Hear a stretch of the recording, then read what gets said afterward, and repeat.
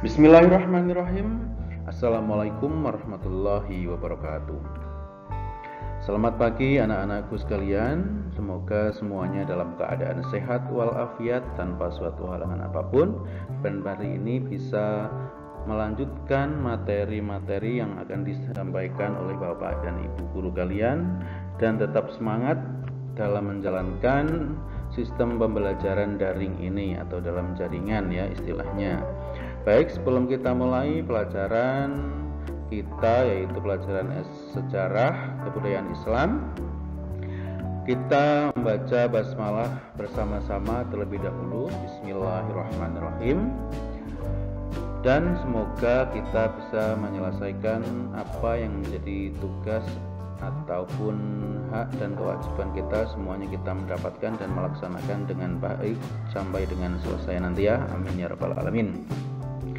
Dan untuk materi sejarah kebudayaan Islam pada kali ini, untuk kemarin kita sudah membahas tentang peradaban Islam pada masa Daulah Abbasiyah yang lengkap ya, ada meliputi penertiban administrasi, kemarin ada 3 aspek itu. Namun materi pada kali ini akan sedikit mengulang yang kemarin, yaitu penertiban administrasi pemerintahan pada masa Daulah Abbasiyah. Jadi sedikit materi kita pada hari ini. Nanti kita akan berlatih memahami struktural pemerintahan, baik itu di Indonesia zaman sekarang maupun dulu pada masa Daulah Abbasiyah. Oleh sebab itu, sebelumnya mari kita simak dulu beberapa slide berikut ini untuk mempermudah pemahaman materi yang akan kita pelajari pada hari ini. Tujuan pembelajaran yang ingin disampaikan pada materi ini yaitu diharapkan kalian semuanya mampu untuk menjelaskan peradaban Islam pada masa Daulah Abbasiyah, yaitu tentang penertiban administrasi pemerintahan. Penertiban administrasi pemerintahan, sebelumnya sedikit sekedar sebagai awalan ya, bahwa negara itu adalah sebuah organisasi yang besar. Maka kita akan menemukan berbagai elemen yang sangat penting yang merupakan penggerak dari terlaksananya kehidupan bernegara. Nah, pada konteks negara modern, kita mengenal adanya sistem yang berjalan yang tentu saja merupakan inti dari penyelenggaraan sebuah negara, dan pembingkaian sistem itu dikenal dengan adanya administrasi. Administrasi memang sudah dikenal sejak dulu dan pada mulanya merupakan suatu hal yang sederhana dalam mengatur suatu perserikatan saja.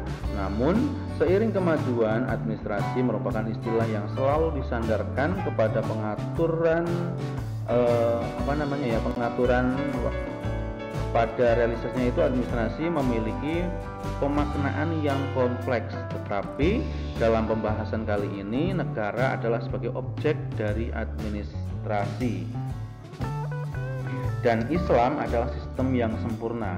Di dalamnya terdapat aturan yang mengatur segala bentuk interaksi antar manusia, seperti sistem sosial, ekonomi, politik, dan lain sebagainya.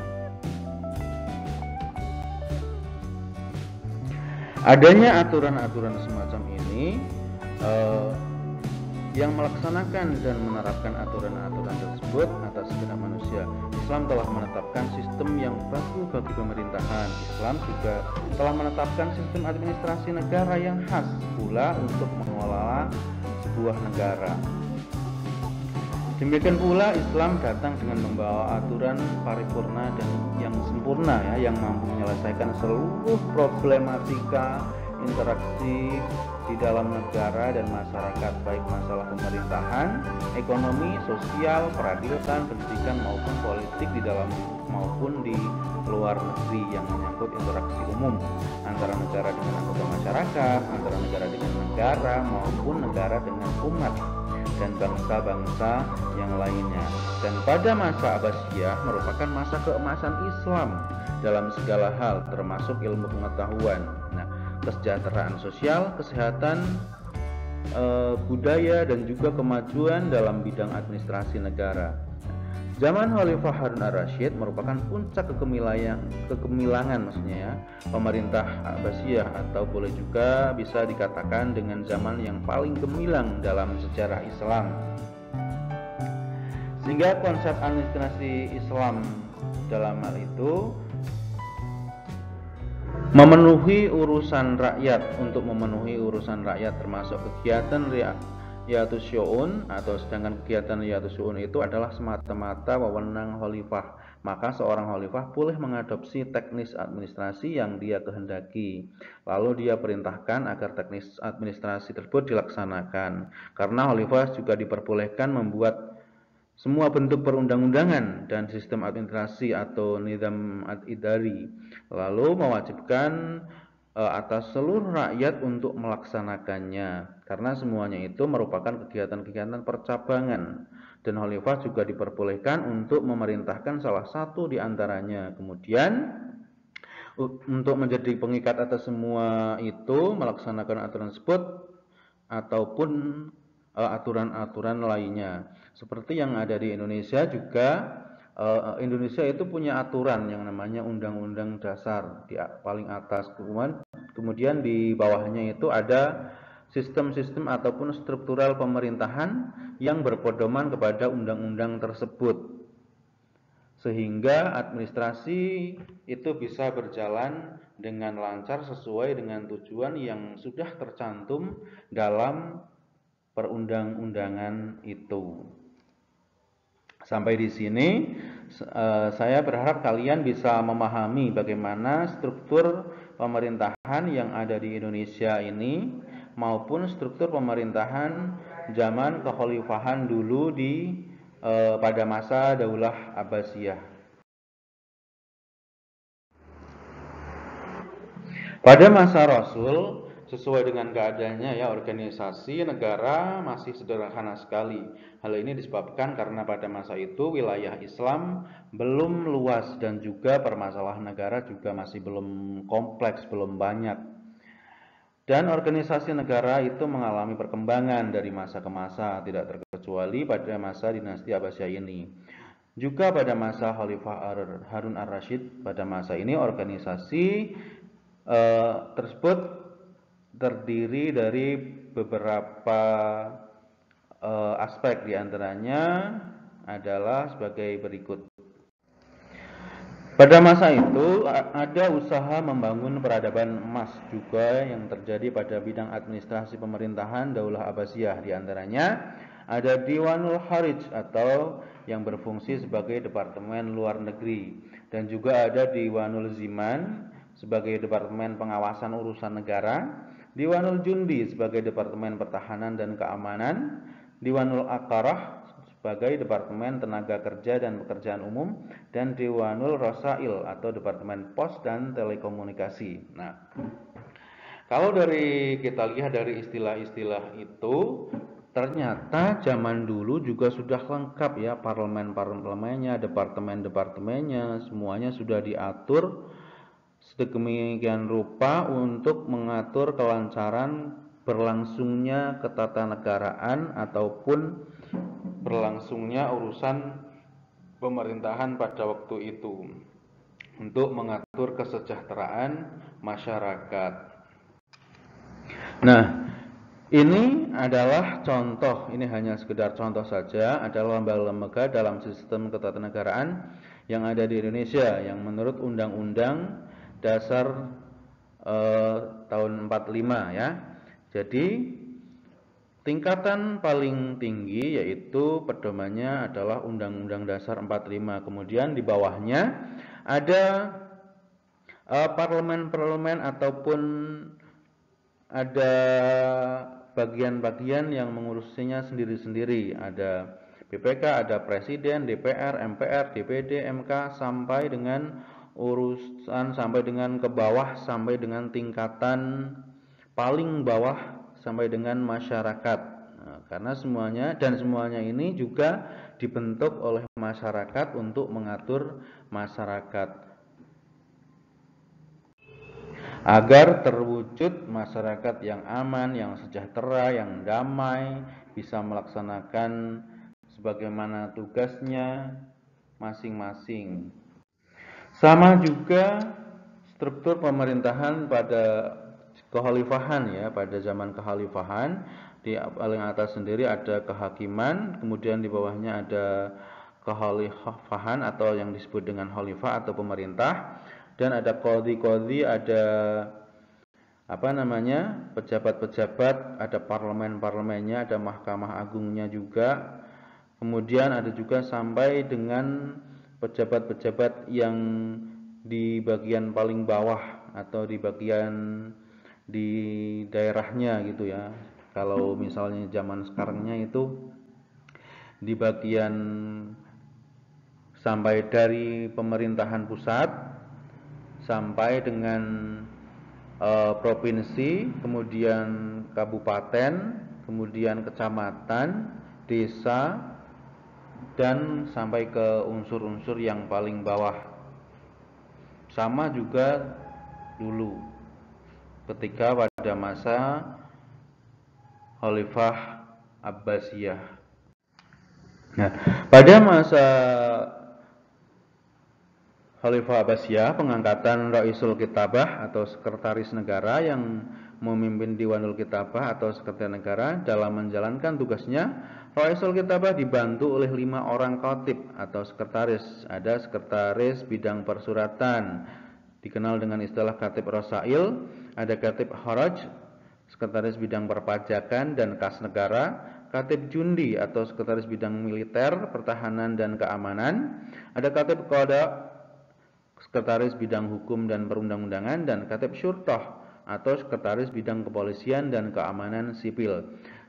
Sama juga dengan pemerintahan pada zaman sekarang, ada juga yang mengatur tentang keamanan negara, yaitu kemiliteran, tentara, ada yang pemerintahan, ada polisi, ada kepala desa, ada bupati, ada gubernur, semuanya mengatur sesuai dengan porsinya masing-masing agar dapat berjalan sinergi dengan yang lainnya.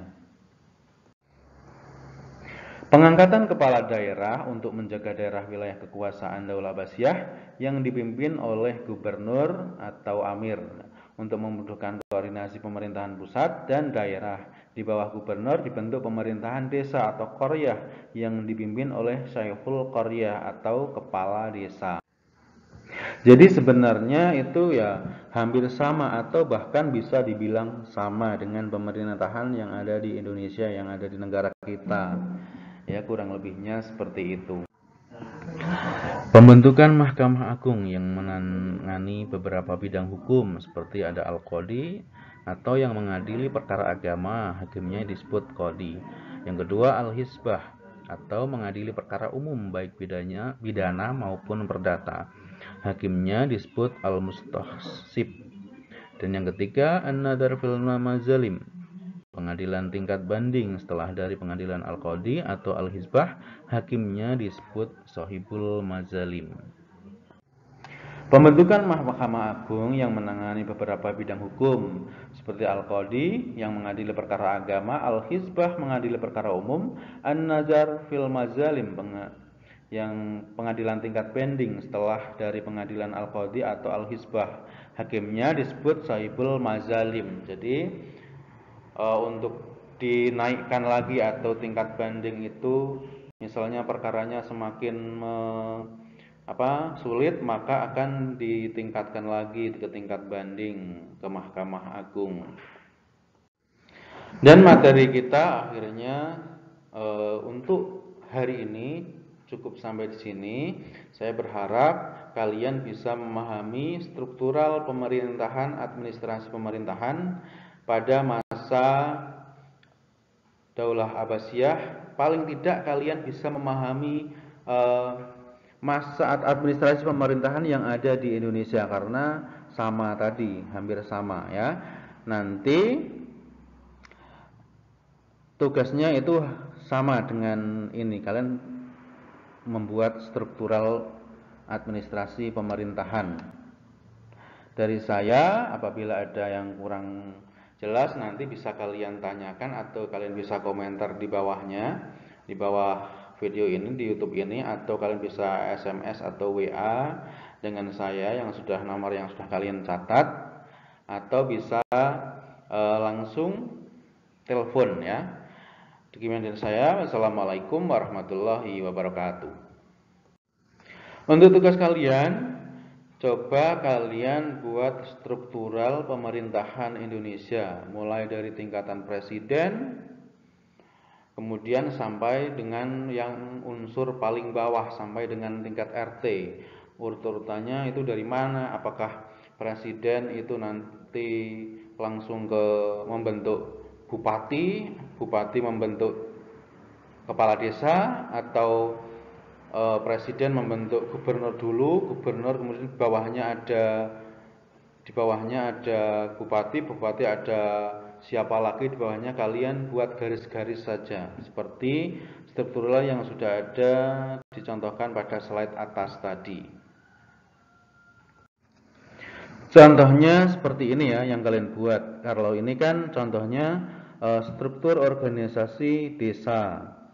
Nah, di paling atas ada kepala desa, ada sekretariat desa, ada di bawahnya juga ada yang mengatur tentang sendiri-sendiri ya, bagian tata usaha, bagian keuangan, bagian perencanaan, bagian pemerintahan, kesejahteraan. Kemudian di bawahnya desa ada kepala dusun. Kepala dusun ada yang disebut, kalau kepala dusun itu kan namanya RW ya, RW.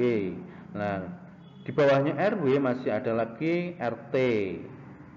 Nah, tapi yang kalian buat itu dari paling atas, dari presiden. Di bawah presiden siapa, di bawahnya lagi siapa, di bawahnya lagi siapa. Dibuat struktur seperti ini, dibuat garis-garis ya. Itu saja yang dapat saya sampaikan. Kita baca hamdalah bersama-sama. Alhamdulillahirabbil alamin. Selamat mengerjakan, selamat belajar.